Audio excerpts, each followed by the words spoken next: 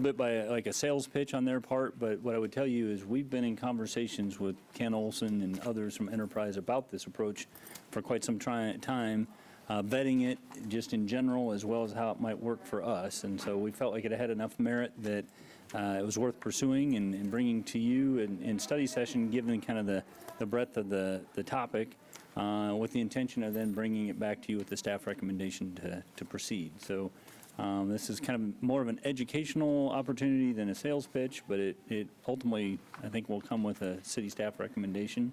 And Jacob has been with them every step of the way and has prepared the study session, so I'll turn it over to him. All right, Jacob Wood, Deputy City Manager. Whoa, that's loud today. I'm just going to share a couple of slides here and just give a real brief overview. The first slide here, I just wanted to kind of highlight, over the last couple of years, we've had a lot of conversations about vehicles and equipment and, the fact that we're really not adequately funding vehicles and equipment across the city. At this point, we've been spending about $930,000 out of the sales tax sub-CIP. You can see that is right down here. We have a couple of other line items or places where we purchase vehicles and equipment. We do that out of the utilities fund, the sanitation fund. You'll see it looks like utilities, we spend $408,000, and I will tell you that that's not all just vehicles. That's a lot of equipment, pumps, replacement pumps, that sort of thing. Most of that money is actually spent on that type of thing. So while $1.9 million may look like it's a lot, it really doesn't come close to scratching the surface of what we really need to spend on vehicles and equipment. The next slide is the 2021 requested. These are the requests that were unfunded as part of the sub-CIP. So you can see what we didn't fund totals $1.3 million. So there's a lot of requests going on out there that we are just unable to fulfill because we don't have the funds to do it. And this is just kind of, it shows the same picture. This is the 2022 request. We've got $1.9 million worth of requests and about $900,000 or $1 million to spend on those vehicles and equipment. So over the last couple of years, we've been really trying to look at ways that we can kind of try and affect this vehicle and equipment replacement, see if there's any, just anything that we can do to kind of take it to the next level, take it to the next step, maybe with planning, kind of trying to just make sure that we can address some of the problems that we've had. And when we started to kind of find a solution, we looked at enterprise fleet management. This is something that kind of the county actually was looking at it at some point, and we got introduced to Enterprise about almost a year ago. We started looking at this program, and then we started having conversations with Ken Olson about 7 months ago. We've done a lot of work to look at this program to see if it's something that would work for the city.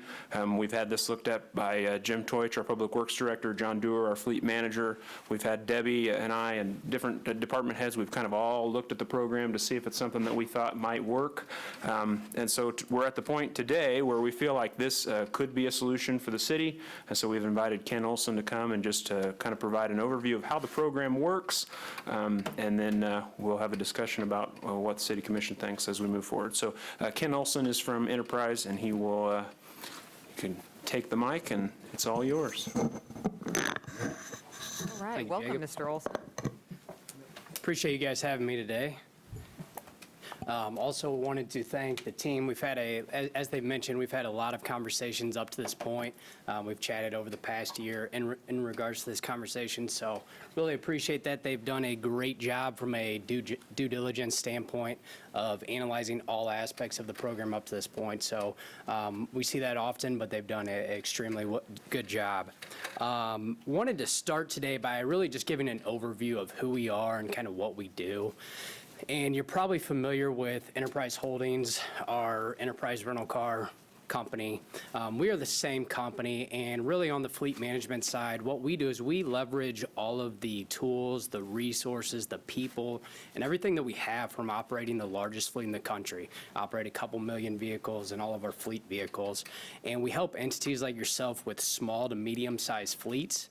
So our niche is really 20 to 500 vehicles, and most of our government clients like yourself fall right into that niche. So we work with entities like yours to reduce the cost and bring some efficiencies to the table. From a structure standpoint, my role is really getting the partnerships established. So analyzing what you do, building out the financial strategy, as we'll look at here in a little, and really getting the partnerships in place, going through these council meetings, contracts, et cetera. As the partnership goes live, we have a local account team. Justin Harper will be your client strategy manager or account manager, who will come out and meet with you on a very regular basis. And we will meet with the department heads regularly, analyzing budgets and analyzing their needs and making sure we have everything in place. So from that perspective, really at the end of the day, we're certainly not here to lease you some vehicles or sell you some vehicles. We're truly looking for a partnership. And that's why in the analysis that we're going to look at today, we forecast it out over the next 10 years.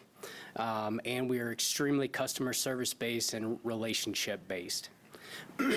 I wanted to walk through a couple different structures of entities that currently partner with us. You may be familiar with the Unified Government, Wyandotte County, City of Independence, Missouri, Prairie Village, Lenexa, Shawnee County. Some of these entities are very similar to your structure, where they only use us for what I consider the depreciation side. So they purchase or acquire the vehicles from us. They leverage our equity lease from a funding perspective, and then they have us sell the vehicles on the back end. They also use us for upfit and logistics and others, but with all those entities, they don't use us for some of the operating expenses, the maintenance program, the fuel programs, et cetera, but their operational expenses do go down through this type of a structure. Some of the other entities, City of Branson, Missouri, Arkansas City, Valley Center, Raymore, Smithville, et cetera, they use us for absolutely everything. So the reason I share a couple of these different entities is that our program is designed around your entity, your budgets, and your operational structures.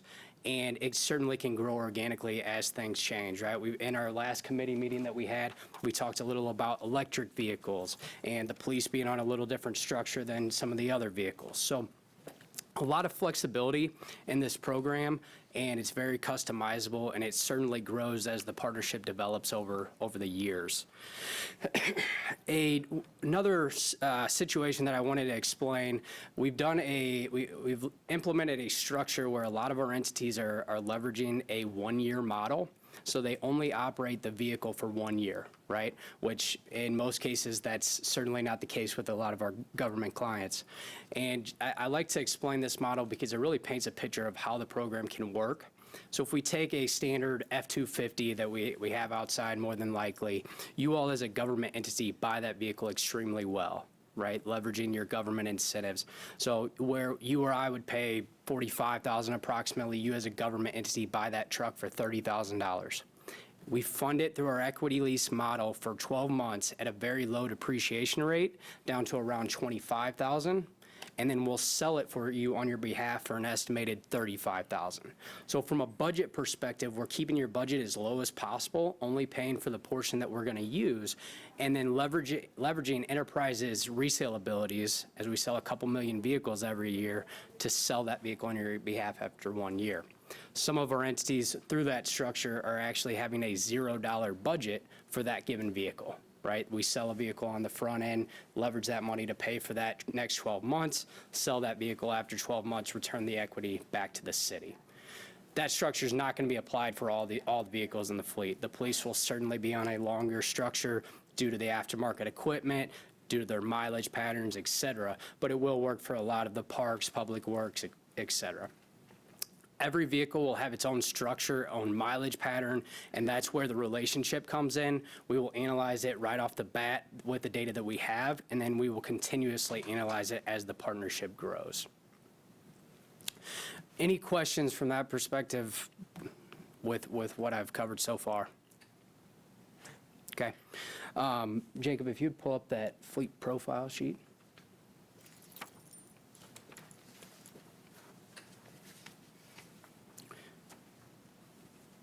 So in this information is also in your synopsis packets, and I'm not going to walk through the entire synopsis. It's really just an overview of the program, includes the analysis and some references and some other details. But This is the data that we've put together, and the team provided 151 vehicles and VIN numbers and odometers to us, and we built this out.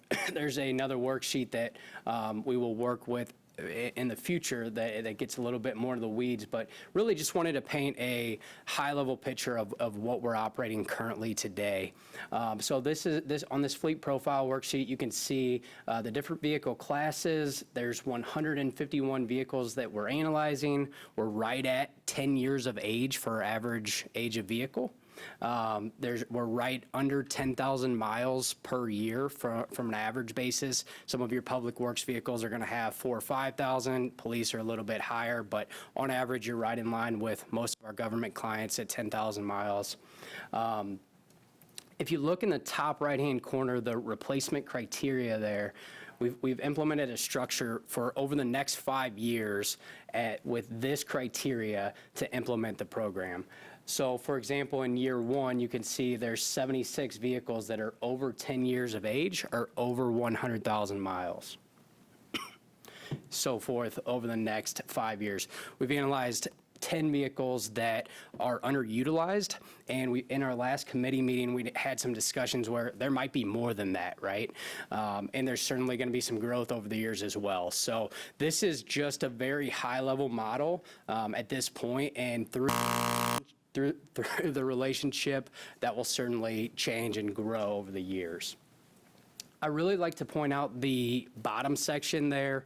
And really, these are just where the different vehicles fall from an age perspective. So you have 68 vehicles that are over 10 years of age. And we've mapped out some of the safety features in the synopsis for you that falls into that category. But when I'm analyzing this on the front end and getting these partnerships together, if there was a $0 savings opportunity to move those 68 vehicles, and quite frankly, some of the from 2012 to 2018, to shift those vehicles into the first 4 years at a $0 savings opportunity, we would absolutely recommend that, right? More efficient. There's a lot of soft costs that we're not talking about here from an operational perspective with the different departments, along with the safety, the morale, and all of that.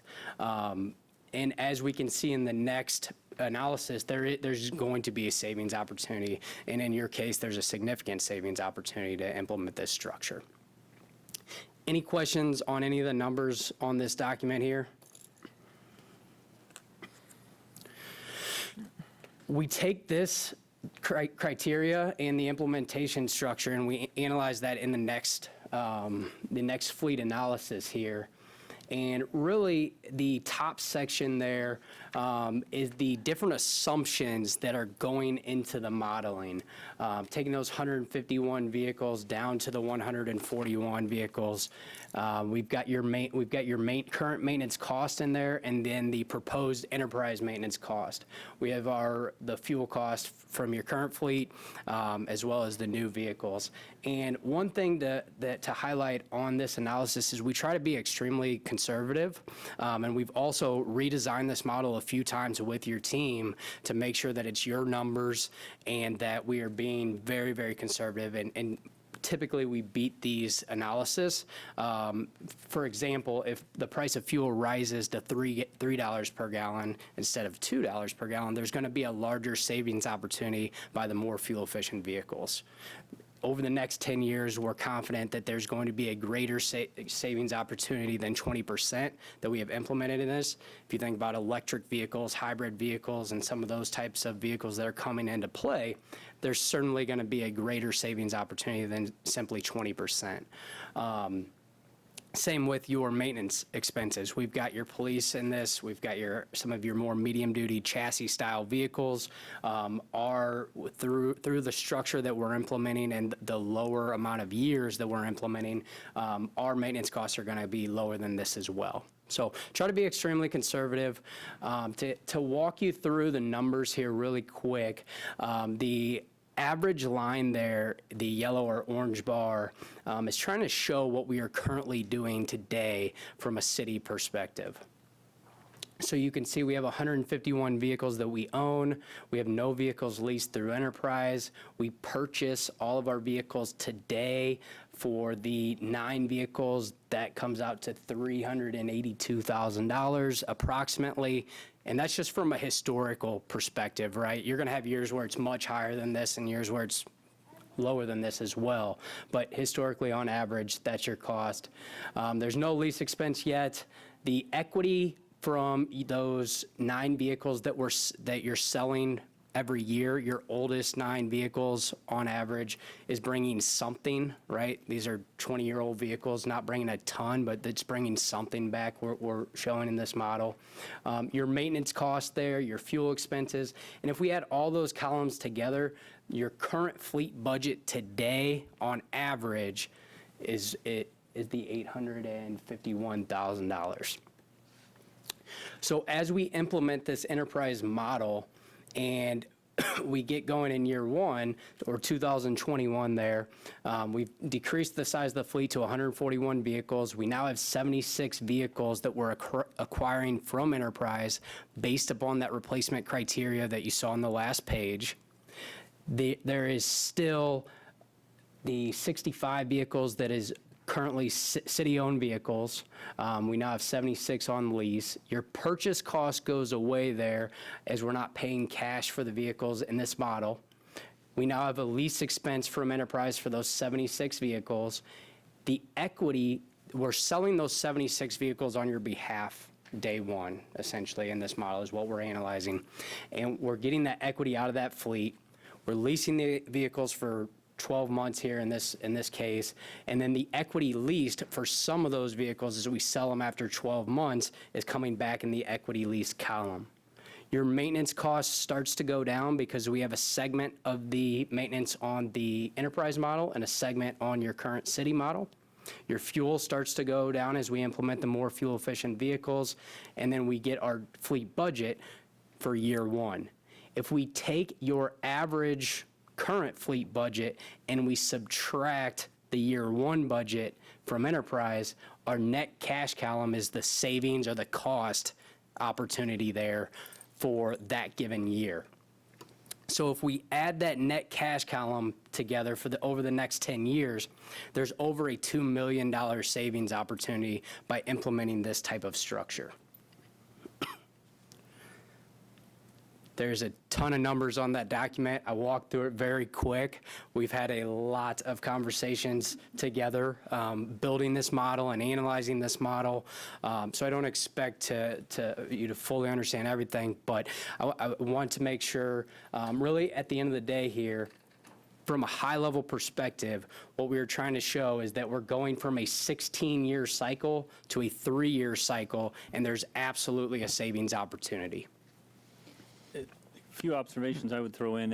In all honesty, we were pretty skeptical of the fuel savings numbers, but between Jim Teutsch and Jacob, they spoke with other communities on this program and confirmed as a percentage they were experiencing the fuel savings that Enterprise was projecting for us. The other thing that Ken touched on a little bit, but our maintenance in a vehicle that we're going to own for a year may not even include tires at that point. It might be brakes and oil changes, and where right now we're doing stem to stern, bumper to bumper maintenance as the need arises. So I think we are optimistic that there's savings opportunities there. And there would just part of the fleet would be turned annually, correct? You were saying police cars and some of those would Absolutely. have it like a 3-year life?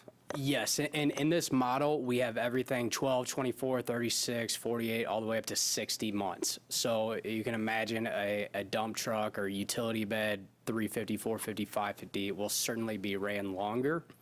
And we even have the flexibility to go out longer than that 60-month term if we need to, or get out sooner. Right now, a lot of our clients today are getting out of the vehicles much sooner, just because of the market that we're in. You may have heard in the news and everything else, the used vehicle market is extremely strong. So if we can implement this structure, get the new vehicles, we're going to see very strong returns on that equity own and equity lease column over the next few years. And these projected savings are not just assuming everything turns over in 12 months. It's the distribution that they've planned out. And I notice from like 25 through 30, the lease amount remains constant. Is that Is that doable? So this model is certainly high level, right? And we're going to have years that we're going to extend out the vehicles out longer than 12 months for that 12-month model, and there's going to be vehicles that come back. So no, that's not realistic to where it's exactly that. We're looking at this today from no inflation. Vehicle prices are going to rise, which we've had a lot of discussion on that as well. We're just looking at it high level at this time. But once we're fully implemented, our costs are going to start to get fixed, especially from a maintenance and a fuel perspective. But one thing that I will say to that point is we work with your team from a budget perspective, and we are always going to provide them with the tools that they need to design and build the model and request what their budget dollars are. And really, that's one of the biggest benefits to our government clients is the budget reduction, right? We're operating newer, more fuel efficient, more efficient vehicles at a lower budget cost. And that's Well, with newer vehicles, your maintenance cost should be significantly less too, I would think. absolutely. I think one of the other opportunities here is that right now, kind of the way that we've been operating, because we haven't really been spending a whole lot of money on fleet, we are handing vehicles down. So we may have a vehicle that's not workable for one department so we may send an F-250 over to the Parks Department from another department, and it's maybe not the right vehicle to be in that form of use. So this gives us the opportunity to get the right equipment where we need it at the right time. So we may have some vehicles that are out there in our fleet that are just outsized, they're not what we need, and we can get exactly what we do need, and maybe have some savings on that end as well. I think the other thing that we're seeing is vehicle requests get denied, and it just forces the department to keep that vehicle in the fleet, and it doesn't necessarily eclipse the purchase price, but it balloons the maintenance cost because we just have to keep it running.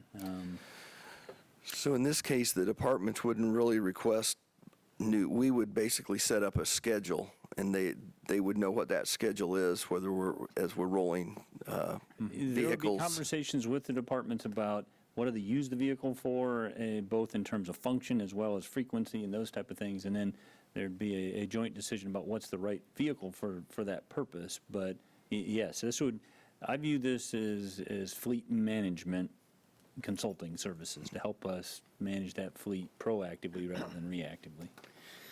Yeah, I was somewhat surprised that the average mileage on a vehicle is less than 10,000 a year. I mean, that ought to help I call trade-in value for lack of a better word, if you're trading something in every 2 to 3 years. Right. Yeah, and you're spot on, right? You buy the vehicle better than anyone. You put 5,000 to 10,000 miles on most of the units, and then Enterprise is selling it for you after 12 months, giving you that money back, right? And most times we see a profit with the more light-duty style SUVs and trucks. I do want to mention that this is 1 ton and below, so our big equipment, our trash trucks, our fire trucks, ambulances, those sorts of things, they're not in this list at all. So just to point that out. And it does not include mowers, which is another challenge. We tried to get them to do mowers, but They were- Are there any, not to be the negative one up here, any changes in world events that slow down the used car market as far as unloading the vehicles, 1 to Yeah, so 3 years right down the now, road? we're seeing vehicles being sold faster than ever. Our team, if they can get their hands on a vehicle, we're selling it very, very rapidly. Typically, it's about 28 days on average that Enterprise sells your fleet vehicles for you. But right now, it's even a little bit quicker than that, with the exception of logistic challenges due to COVID, right? But that is, you're absolutely spot on from a new perspective. Getting the vehicles is taking much longer right now, as there's microchip shortages, foam shortages, rubber shortages. So we're seeing very lengthy lead times on the new vehicles that we're ordering from the manufacturers, which is one of the benefits of this program. We get that information right off the bat, and we're advising our clients right off the bat to order this segment of vehicles because of what's going to happen on their used vehicles that we're selling on their behalf. So right now, quite frankly, the model works better than ever because of the market the way it is, but there are a lot of challenges that are coming from the manufacturers right now. Just out of curiosity, do you sell these to other, let's say, governmental agencies or just regular used car, private Yeah, so we've got a couple different channels of how we sell the vehicles. For the vehicles that are leased through Enterprise that we're selling on your behalf at term or whenever we sell those units, typically they're going direct to our wholesale and franchise buyers that are buying all of our rental vehicles, for example, right? And the same folks that are selling all of our rental vehicles are selling your vehicles as well, which is one of the benefits. We're not buying these vehicles from you, we're selling them on your behalf, and typically we're coming in about 8 to 15% above the industry average of the auction value, bringing very strong returns. And that's the resale market is one of the ways that we help our government clients very aggressively. Thank you. Approximately how long have some of these other communities been using Enterprise to do their fleet management? Yeah, so Enterprise has been around for 60 to 65 years now, and we've been doing this for that long. We actually started on the fleet management side.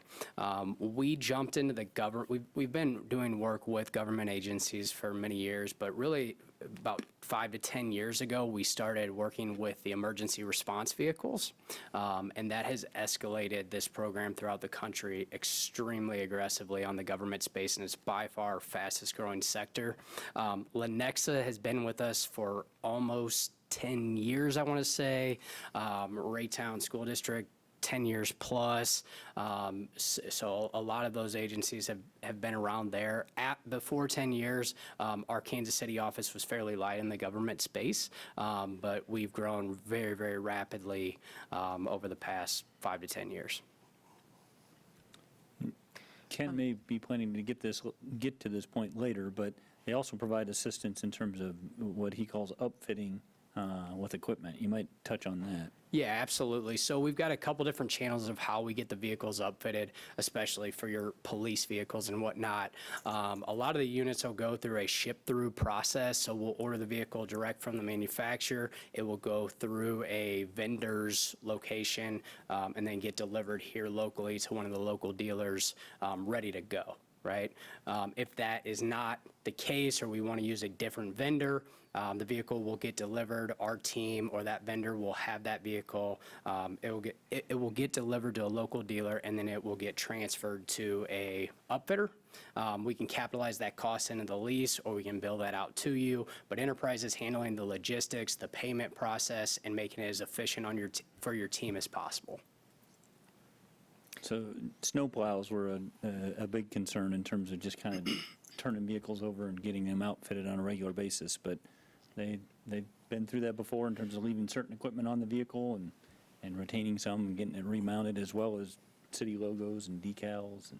Yeah, and that's a great point. We're going to analyze this so in depth that we're going to look at it from a vehicle by vehicle basis, right? And some of these units will transfer some of the equipment. So for example, Unified Government, they do a plow mount, the light bar up top, the toolbox in the back, and they sell all of that equipment as is, but they transfer the plow from truck to truck, right? Same with some of our utility beds, dump bodies. We're going to figure out what makes sense for that department and that team, how long that process is going to take, what the cost of that transferring the equipment is. We're analyzing all of that, and that's really just where the relationship structure comes in place.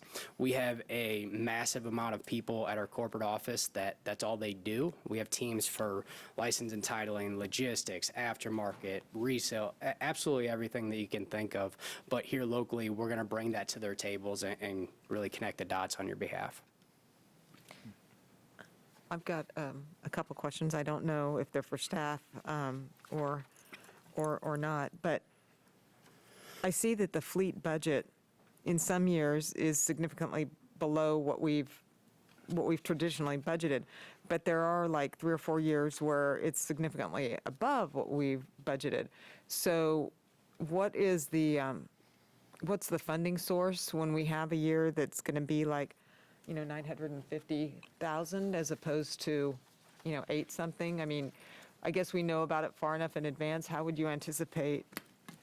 One of the things we've talked about is basically treating this like a fund and setting aside those savings in the good years to smooth that out, much like the conversations we've had about other accounting items. So as we kind of develop a schedule and have a sense of how this is going to play out, our intention would be to try to smooth that out so that we aren't getting. So hit that with one year we $5 don't say, oh my gosh, yeah. Right. Okay. And then, God forbid this happens, but what happens if Enterprise goes out of business? Where does that leave us? I mean, I guess we have a certain segment of our vehicle fleet that's been upgraded at that point, but where does that leave us? And I'm just, yeah. No, we've had a lot of conversation, more so, the scenario I threw out to them is, somewhere out in the future, we decide we want to get out of this program. That was Not my so much question. Enterprise goes out If of- we find Yeah. out this isn't working correctly, how do we Right. unwind So the relationship? We've spent a lot of time vetting that termination cost, and I don't know if Ken wants to start or Jacob, but we've looked at that long and hard. Yeah, and a lot of different conversations there. One, from an enterprise perspective, we do not see that happening. We're in a very strong position. We've got over 630,000 vehicles on lease just on the fleet management side. We do not expect that to happen. The rental market, there's a very, very strong demand, as you may have heard in the news here recently. So for the foreseeable future, we do not see that happening. Another piece, going back to your first question, a lot of our entities are building a vehicle replacement fund, as Mike kind of mentioned there. And really, the benefit of that is that all of the money from the equity, that when we sell these vehicles, it goes back into that fund, right? So there's a benefit to the departments to operate the newer vehicles, because as they sell the vehicle, they get the equity out, it goes back to the fund, and they get a new vehicle. That's one of the reasons why historically a lot of our entities are running the vehicles till they're dead, if you will, right? Because if they sell that vehicle, it goes back to the general fund, right? So from that perspective, there's a lot of benefits to the vehicle replacement fund that Mike mentioned. And it also gives us a safety net, if you will, right? If we need to get out of this program year 2, 3, 4, 5 years down the road, and we ran the analysis for you to show what that cost is, right? And there's a couple different options of how we get out of this program if it were to ever happen. Our goal is certainly to never allow that to happen, right? And we're going to continuously earn your business and continuously provide value. But there is an exit strategy, and we're not going to ask you to cut. We're not going to say, hey, if we don't like the program anymore, you got to write us a check for X, right? Right. There's what would typically happen would you would lease the vehicles until they're fully depreciated, and then at that time you would go from there, right? Then it's your asset. So there's a lot of flexibility built into this, and that's the flexible structure of this is one of the attractive pieces for our government clients, being able to get out sooner or extend longer, which it goes right into your question of how do we get out of this program. Right. So, and in terms of, working on these newer vehicles, and I would agree, hopefully Central Garage won't have so much work to do. Who are they serviced by? Are they serviced by City of Salina staff, or are they serviced by whatever the local dealer is? Yeah, so there's a couple different structures, and we can even break it down from a department perspective, right? Maybe the police want to outsource, or the parks department wants to outsource. I don't see that being the case from the conversations we've had, and it sounds like everything will be handled internally. If you ever need to outsource a certain department or a certain segment, we have local dealerships, local vendors. There's a few different companies here in town that utilize this program, and we leverage the local vendors. So if it were something beyond, say, like an oil change or brakes, or, one of the more routine things, if it was something that was like, more catastrophic or had to do with the, the computer or the AC or something like that, you could outsource that, we could outsource that to. Well, one thing we Local failed to mention is there's a good chance it'll be under warranty. Under warranty, yeah. Right. But yeah, we could outsource work that either just by our own convenience or work that we couldn't do. Vehicle damage may not be under warranty, it'd be something Right. that we'd have to service. But we would anticipate doing as much work in-house as In-house. we're able to do. I think what Mike says is right. Probably most of the stuff that's bigger is going to be under warranty, because you just won't have that. Right. They're not going to be a 10-year-old vehicle, so they'll be under warranty. I do want to say, we still will have plenty of work for the guys to do Yeah. at Fleet Oh, no. because this is only a portion of our fleet. So all of the bigger, all the trash trucks, all of the dump trucks, all of the bigger stuff we are still going to have to do, and all the smaller stuff as well, your lawnmowers, we're still going to have to do maintenance on those things. And actually, it should increase our capacity to be able to service those vehicles and hopefully allow them to last, longer than maybe they typically would.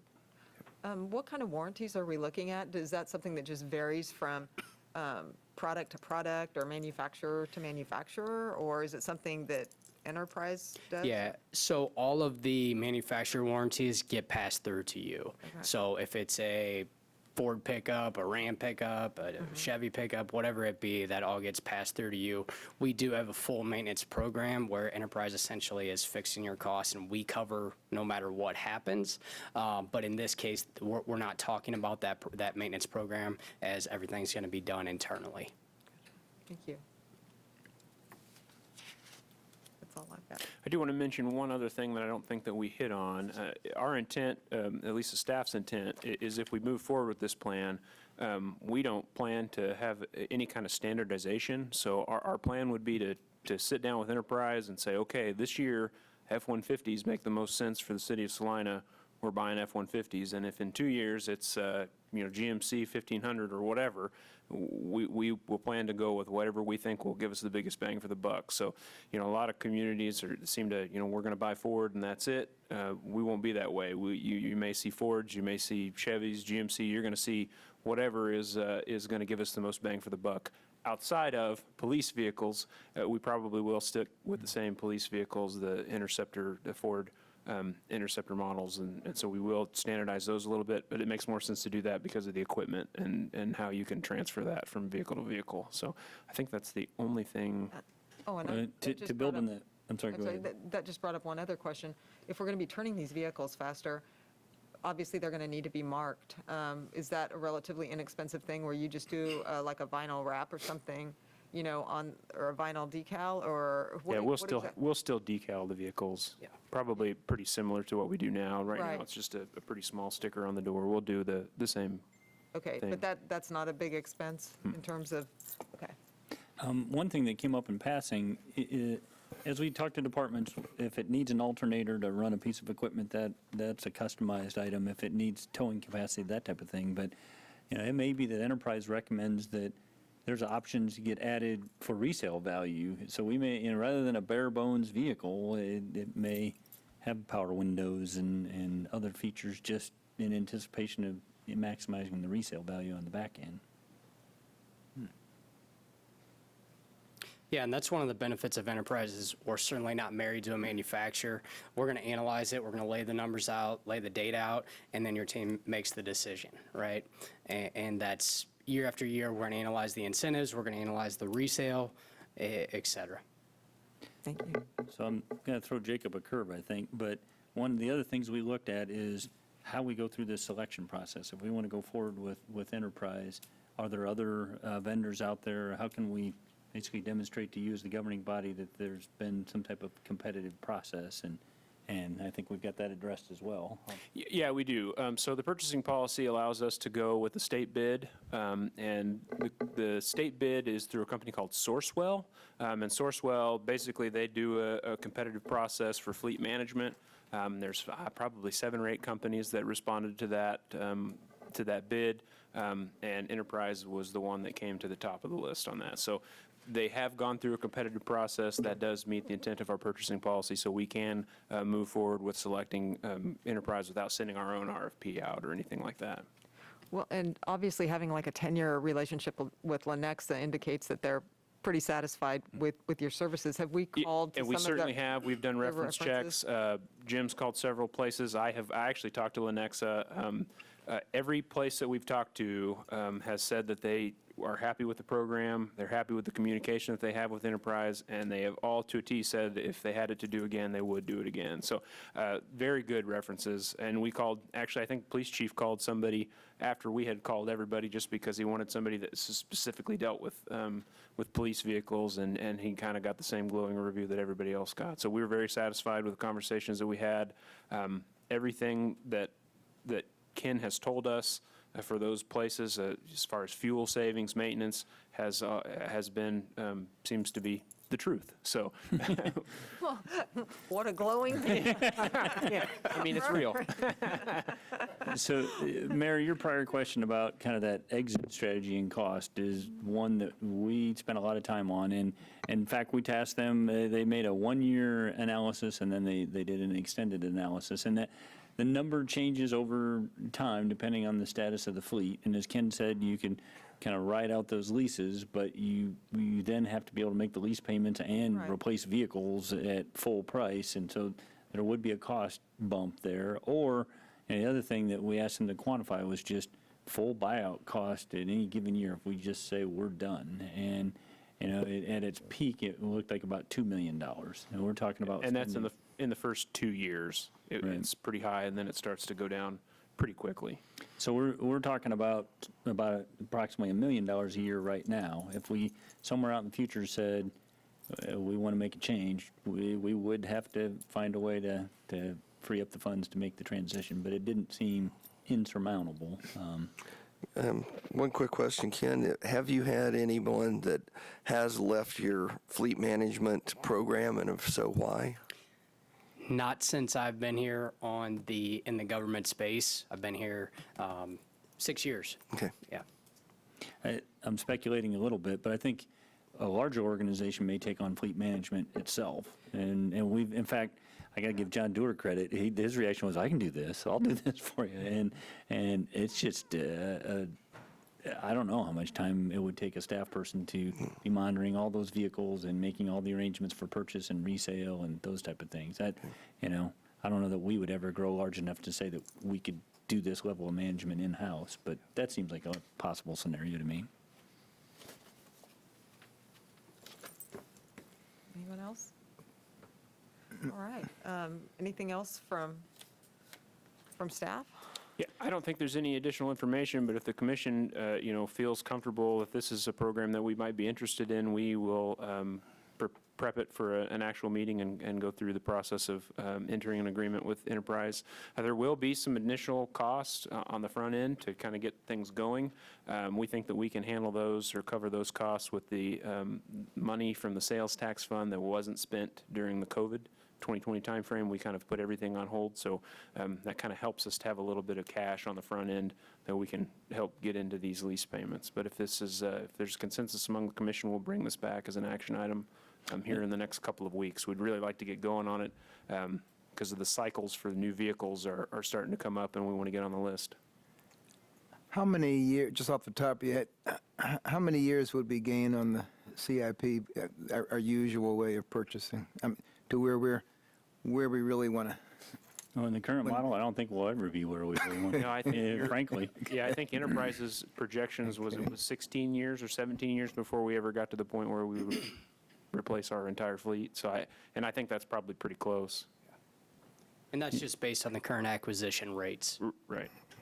So one of the things that I do want to point out to you, the county discussed this approach. Staff took it to the county commission. I do believe that they got some resistance from local car dealers that they felt like this was local business, that they wanted an opportunity. And I think the county went through what they called a request for information process. And it appeared to me that we kind of had a disconnect between fleet management and local car dealers' willingness to sell you vehicles or lease you vehicles that we might want.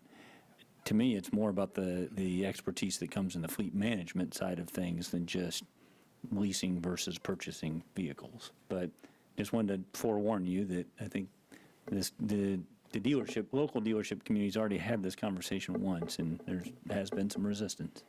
Were they willing to meet the price?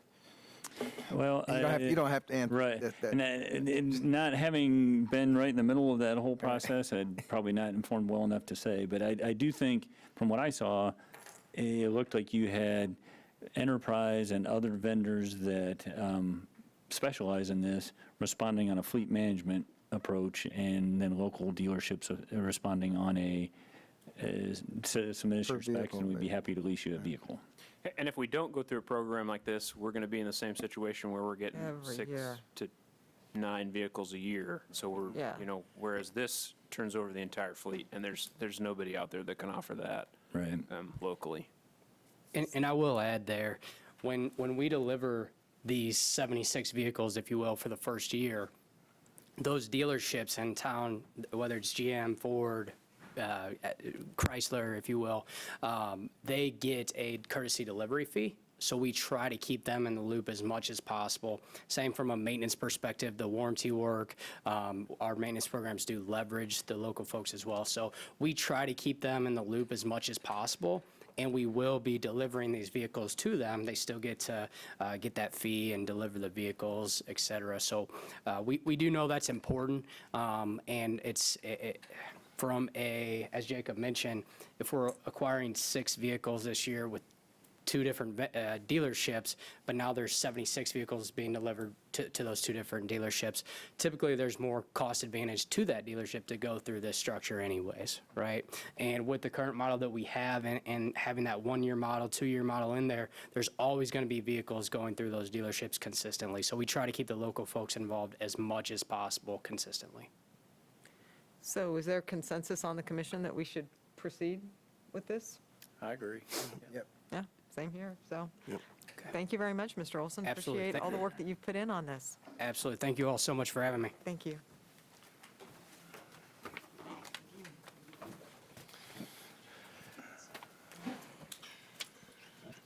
All right, so is there anything else we need to do further to proceed with Enterprise? Not at this time. Staff will staff it through and bring it back.